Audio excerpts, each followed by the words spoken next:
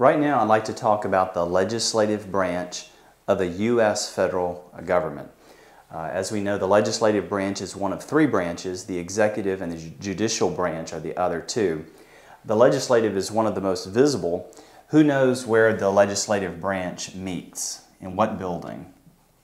The Capitol building. Yes, the Capitol building. And you'll see this a lot in different literature. It's a very recognizable structure.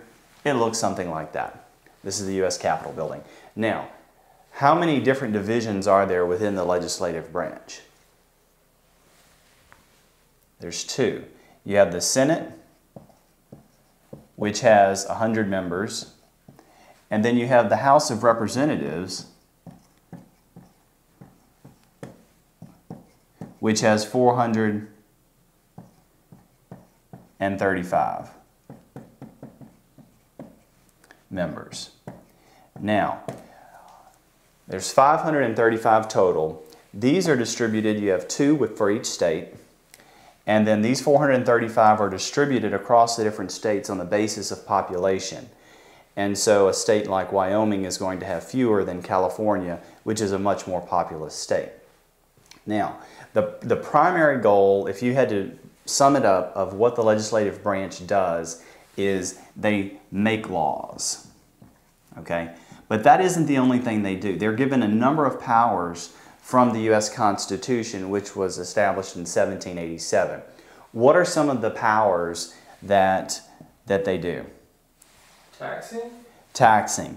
The U.S. Congress is the branch that is responsible for taxes. So if you want to complain about taxes, you can take it up with Congress. So they deal with taxes. And part of that, when you take in money, that's revenue, but then they also are responsible for the spending side of that. And so spending, because they come up with the federal budget.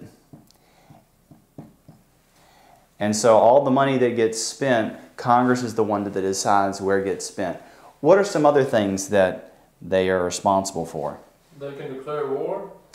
Congress is the only body that is authorized to declare war. I know in recent history, it seems that presidents have just been taking executive powers under their own authority and effectively declaring war, but Congress is authorized by the U.S. Constitution to declare war. And so, for example, in World War II, it was Congress that voted to declare war on first Japan and then Germany as we got into World War II. What else? To impeach? Impeach. If a president does something that everyone considers to be treasonous or horrendous enough that they should be removed from public office, the Constitution has given the legislative branch the power to impeach the president and other members that are considered to need to be removed. Now, the House of Representatives can hold a vote to impeach, and then the Senate will have a separate trial on the impeachment, and it's got to go through both houses of Congress to be able to remove an officer from their position.